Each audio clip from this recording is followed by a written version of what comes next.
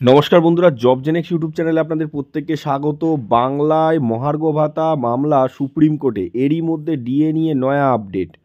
হ্যাঁ বন্ধুরা, একটি গুরুত্বপূর্ণ আর্টিকেল একটি দৈনিক পোর্টালে প্রকাশ করা হয়েছে, যেটা প্রতিটা সরকারি কর্মীর জন্য অবশ্যই জানা প্রয়োজন।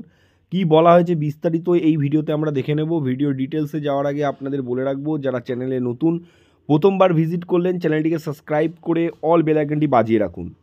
বাংলার মহার্ঘ ভাতা এখন সুপ্রিম কোর্টের আন্ডারে, এরই মাঝে ডিএ নিয়ে একটি নতুন আপডেট। সুপ্রিম কোর্টে একাধিকবার ডিএ মামলা উঠলেও তার এখনও স্বস্তি মেলেনি, অর্থাৎ তার এখনও কোনো রকম সমাপ্তি ঘটেনি। লাস্টবার সুপ্রিম কোর্টে ডিএ মামলা ওঠার পর তা পিছিয়ে গেছে মার্চ মাস পর্যন্ত।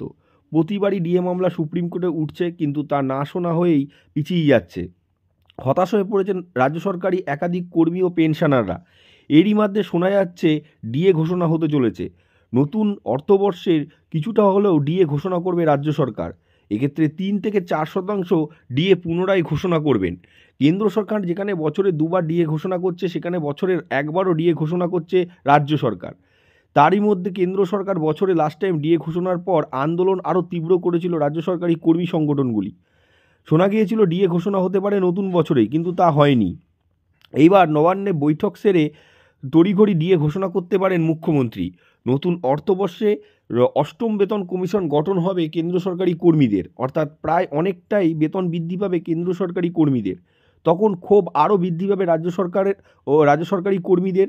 তার কথা ভেবেই রাজ্য সরকারি কর্মীদের ক্ষোভকে প্রশমন করতেই এই সিদ্ধান্ত বলে মনে করা হচ্ছে। অর্থাৎ নতুন অর্থবর্ষে মার্চ মাসে নতুন ডিএ ঘোষণা করবেন মুখ্যমন্ত্রী। শোনা যাচ্ছে ডিএ মামলা সুপ্রিম কোর্টে উঠতে চলেছে মার্চ মাসের লাস্ট উইকে। তার আগেই ডিএ ঘোষণা করবেন মুখ্যমন্ত্রী।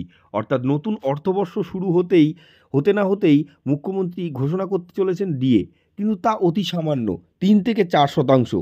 একাধিক কর্মী সংগঠনগুলি নেতাদের দাবি, 3 থেকে 4% ডিএতে তারা কোনোদিনই মানবেন না। তারা চায় কেন্দ্রীয় হারে এআইসিপিআই মেনে যেমন অন্য রাজ্যগুলি ডিএ দিচ্ছে, সেইভাবেই রাজ্যকে দিতে হবে।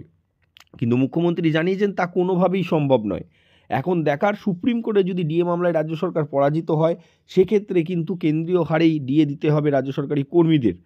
এখন দেখার সুপ্রিম কোর্টের রায় কোন দিকে গড়ায়। তো দেখতে পেলেন, ডিএ কিন্তু ঘোষণা হওয়ার একটি কানাঘুষো শোনা যাচ্ছে। একটি দৈনিক পত্রিকায়, একটি দৈনিক পোর্টালে কিন্তু এই আপডেটটা উঠে এসেছে। অর্থাৎ মার্চ মাসে যেখানে ডিএ মামলা সুপ্রিম কোর্টে উঠতে চলেছে, তার আগেই কিন্তু মুখ্যমন্ত্রী ডিএ ঘোষণা করতে পারেন। তা অতি সামান্য, 3 থেকে 4% ডিএ ঘোষণা হতে পারে। কারণ হলো কেন্দ্রের কিন্তু অষ্টম বেতন কমিশন গঠন হওয়ার কথা চলছে। নতুন অর্থবর্ষে কেন্দ্রীয় কর্মচারীদের অর্থবর্ষে অষ্টম বেতন কমিশন গঠন হলে অনেকটা স্যালারি বৃদ্ধি পাবে। তার ফলে রাজ্য সরকারি কর্মীরা আরও অনেকটা পিছিয়ে পড়বে।